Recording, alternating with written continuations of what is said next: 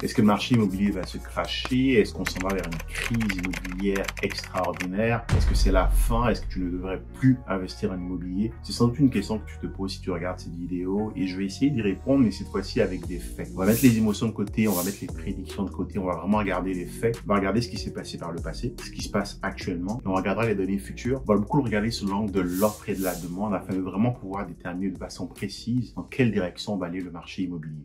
C'est parti.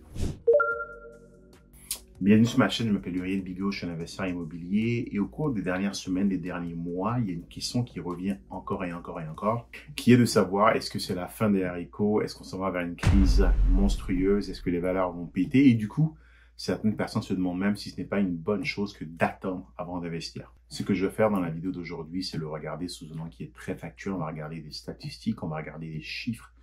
Et ça va nous permettre de répondre ensemble à cette question. Mais sache que si l'immobilier t'intéresse, j'organise un événement une fois par mois. Tu trouveras le lien dans la description dans lequel justement j'aborde ce sujet et dans lequel je couvre beaucoup plus en long dans quelle direction s'en va le marché immobilier. Si tu en sauras plus, tu trouveras le lien dans la description pour t'inscrire. Tout d'abord, avant d'aller plus loin, on va regarder ce qu'on appelle un peu l'offre et la demande, qui est quelque chose qui régit tout marché qui est non régulé, qui est libre. C'est vraiment ce qui joue sur les prix. Donc, qu'est-ce que c'est l'offre? C'est la quantité de biens qui sont disponibles. Et qu'est-ce que c'est que la demande? C'est la quantité de personnes qui veulent acheter ces biens. Dans un marché qui est libre, quand l'offre est supérieure à la demande, les prix ont tendance à aller vers le bas. Et quand la demande est supérieure à l'offre, les prix ont tendance à aller vers le haut. Une fois que j'ai introduit ce concept, tu verras, c'est pas tout à l'heure répondre à certaines questions. Tu veux sans doute savoir si ou dans quelle direction va aller le marché immobilier. Je n'ai pas une boule de cristal, mais ce que je sais, c'est qu'il faut regarder dans le passé pour comprendre le présent afin de définir le futur. C'est exactement ce qu'on va faire dans cette vidéo. On va commencer par regarder ce qui s'est passé au cours des dernières années. Tout d'abord, ce que tu dois savoir, c'est que le marché immobilier canadien a pris plus de 168% de prise de valeur entre 2000 et 2020. Ce qui veut dire qu'une maison qui aurait été achetée dans les années 2000 à 500 000 aurait gagné plus de 840 000 et donc vaudrait aujourd'hui exactement 1 340 000. Bien sûr, elle sera entièrement payée. Donc, une personne qui aurait acheté une maison dans les années 2000 serait aujourd'hui littéralement millionnaire avec un seul bien immobilier. Mais là n'est pas la question. Mon point est le suivant, c'est que de tous les pays riches, que ce soit les États-Unis, la France, l'Italie, l'Angleterre, le Canada, le Japon, le Canada est le pays dans lequel la croissance de l'immobilier, l'évolution du prix moyen d'une propriété a été le plus violent. On va regarder aussi sous un angle beaucoup plus récent, depuis 2016 à 2023, sur les 7 dernières années, le marché immobilier, quand on regarde ce que j'appelle un peu le bien de référence, qui pour moi est le duplex à Montréal, est passé de 450 000 à 750 000. On parle d'une augmentation de plus de 300 000 sur 7 ans, ce qui correspond à peu près à plus de 42 000 d'augmentation annuelle. L'économie canadienne a particulièrement bien performé sur les dernières années pour plusieurs raisons. On est riche en ressources, on n'a pas beaucoup de dépenses dans tout ce qui est armement parce que forcément on a un voisin qui nous protège, mais surtout on a accès à 2 océans, donc on est en mesure de faire du commerce à la fois via l'Atlantique avec l'Europe, mais aussi via le Pacifique vers l'Asie, ce qui fait de nous un peu la position géographique du Canada est extrêmement intéressante.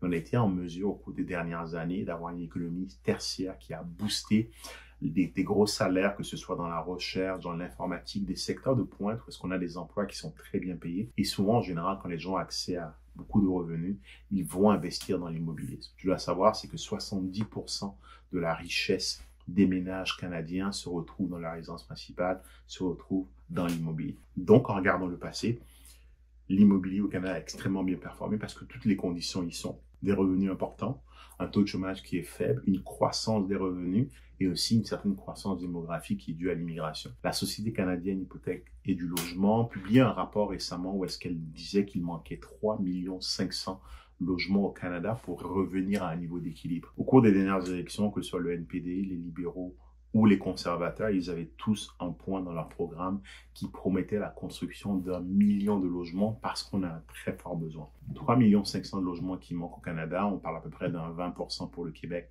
donc 700 000. La Société des constructeurs au Québec annonçait justement qu'il fallait construire à peu près 100 000 logements par an d'ici 2030 afin de revenir à un niveau d'équilibre pour être en mesure de loger tout le monde. Donc, quand on regarde la situation aujourd'hui, il manque du logement. C'est pour ça qu'on traverse ce qu'on appelle une crise du logement. Et donc, on va se remettre sous l'angle de l'offre et la demande. Donc, aujourd'hui, on a une demande qui est supérieure à l'offre. L'offre est faible, mais ça ne s'arrête pas là. La nouvelle offre, celle qui est supposée venir pour justement adresser le problème de l'offre, c'est-à-dire la construction neuve, a été fortement ralentie à cause de l'augmentation des taux hypothécaires. Au mois de juin, on avait construit seulement 23 000 logements au Québec, alors qu'il en faut 100 000. Donc, on avait déjà un certain retard. Donc, ce qu'on constate, que la nouvelle offre, celle qui est supposée venir compléter l'offre existante, n'est pas au rendez-vous à cause des conditions économiques. En parallèle de ça, on a une partie de l'offre existante aussi qui se détériore. La plupart des bâtiments, que ce soit dans les grandes villes, Québec, Montréal, Sherbrooke, ont été construits autour des années 1950-1960. Et la durée effective d'un bâtiment, c'est quelque part entre 60 et 70 ans. Tout au moins, c'est comme ça que les assurances le regardent. Il est raisonnable de penser que sur les années à venir, il y aura de plus en plus de bâtiments qui vont avoir besoin de grosses rénovations. Le challenge au Québec, c'est qu'on a un système qui fait que les propriétaires n'ont pas d'incentive, n'ont pas de gratification ou d'intérêt à investir dans leur logement, simplement parce que la régie du logement, qui s'appelle aujourd'hui le tribunal administratif du logement, régit et limite la quantité de loyers qui peuvent augmenter afin d'aller récupérer cet investissement, afin d'aller récupérer l'argent qu'ils ont investi. Ce qui fait qu'historiquement, les propriétaires québécois ont très peu investi dans leurs bâtiments, ce qui fait qu'on a un parc immobilier qui est en très mauvais état, qui est vieillissant et qui a besoin de beaucoup d'investissement. Du coup, on a déjà un problème au niveau de l'offre. On n'en a pas assez, ce qui fait qu'on a la crise du logement aujourd'hui. La nouvelle offre qui doit arriver sur le marché a été ralentie à cause de la hausse des taux hypothécaires qui ont ralenti la mise en chantier, qui ont ralenti les nouvelles constructions. Et en plus de ça, on a l'offre existante qui se détériore, le parc immobilier qui est en train de vieillir, qui a besoin de rénovations, mais rénovations qui ne sont pas forcément faites parce que les propriétaires n'ont pas d'intérêt vraiment financier à le faire. Donc là, on constate déjà qu'il y a un gros problème au niveau de l'offre. Mais la demande n'est pas en train de ralentir. Et c'est là où j'en arrive sur ce qui va se passer dans les années à venir. La demande n'est pas en train de ralentir simplement parce qu'on a, depuis le Covid, de plus en plus de séparations, des gens qui veulent vivre hors de chez leurs parents, qui veulent avoir plus d'espace, ce qui entraîne un peu une sorte d'éclatement des cellules familiales et qui augmente le besoin en logement. Mais ça ne s'arrête pas là. Au Canada, on a une pénurie de main-d'œuvre et la manière dont le gouvernement la compense, c'est vraiment à travers l'immigration. Je suis un bon exemple, j'en ai peut-être un.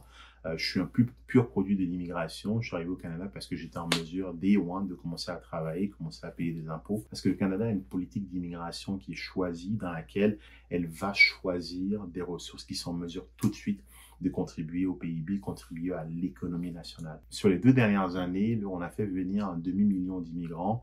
Le Québec correspond à peu près à 20%, 25% de la population du Canada. Donc, il y en a 100 000 qui viennent chaque année au Québec et la moitié s'installe bien sûr dans la région métropolitaine de Montréal. Donc là, on avait déjà un problème au niveau de l'offre. Là, maintenant, on va avoir une demande qui va augmenter. Ces gens qui arrivent, il faut les loger quelque part. Et donc, on a un problème au niveau de l'offre. Donc, on n'a pas assez d'offres. On a une demande qui augmente. Ma lecture en regardant tous ces éléments, c'est une évidence. Les prix vont être poussés vers le haut. Pourquoi? Quand on est dans un marché dans lequel la demande est supérieure à l'offre, les prix vont vers le haut. Quand on est dans un marché dans lequel la demande est inférieure à l'offre, alors les prix vont vers le bas. Et donc, dans le cas dans lequel on est aujourd'hui, on a une offre qui est insuffisante. On a la nouvelle offre qui n'arrive pas, la construction neuve. On a l'offre existante qui diminue, la détérioration du parc immobilier. Et en parallèle, on a une demande qui est déjà supérieure à l'offre, ce qui fait qu'aujourd'hui, on a une crise du logement.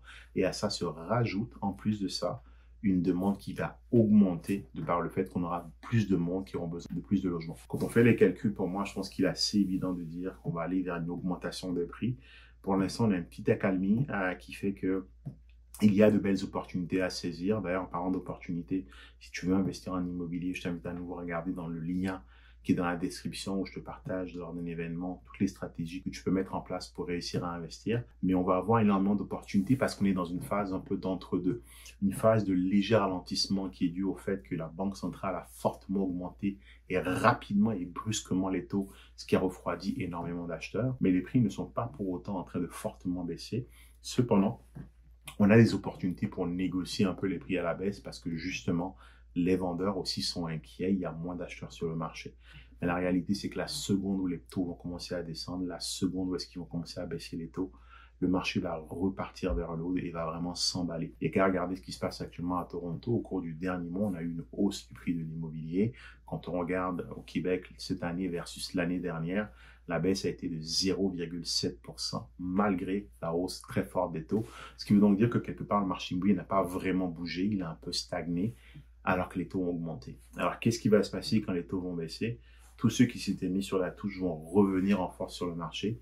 Ils vont revenir et ça va pousser les prix à nouveau vers le haut. Donc, à la question de savoir est-ce que le marché immobilier va se casser la gueule, pas du tout. On a un marché qui est très résilient. On n'est pas dans des situations où est-ce que les gens vont vouloir se débarrasser de leurs biens parce qu'ils ne valent plus rien et qu'ils doivent plus que ce que vous voulez bien, simplement à cause de la manière dont on investit au Canada, où est-ce qu'il y a une certaine mise de fonds qui doit être mise et où est-ce que les banques considèrent toujours ce qu'on appelle un ratio prêt-valeur et vous prêteront jamais 100% de la valeur du bien, bien au contraire. Ce qui fait que derrière, c'est quand même un marché hyper sécuritaire. On est très loin de ce qui s'est passé aux États-Unis dans les années 2008, où est-ce qu'on a eu une flodée de biens qui arrivent sur le marché. Il faut retenir aussi que ceux qui sont propriétaires aujourd'hui, c'est beaucoup des baby boomers. Oui, ils vont vouloir vendre pour partir à la retraite à un moment ou à un autre, mais dans la réalité des faits, leurs biens sont pratiquement entièrement payés, donc ils ne sont pas pris à la gorge avec l'obligation de vendre très rapidement. C'est d'ailleurs pour ça que les prix baissent pas vraiment, parce que justement, ils n'ont pas cette pression et ils sont très confortables de laisser les biens longtemps sur le marché. Donc voilà, donc la question de savoir est-ce que le marché va baisser, bien au contraire, je pense qu'il va plutôt aller repartir avec beaucoup de vigueur vers le haut. Si tu veux investir, tu vas avoir une fenêtre à peu près de 6 à 12 mois pendant lesquels il y aura de l'incertitude et pendant laquelle il faudra investir.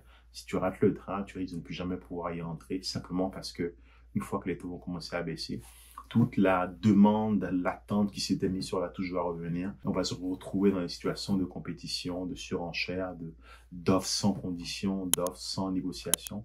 Et à nouveau, tu vas payer sans doute beaucoup plus cher que ce que tu paierais aujourd'hui. Donc voilà, ça fait le tour de la vidéo. Si tu as aimé, je t'invite à regarder celle-ci ou celle-ci. Je te dis à la prochaine. Salut.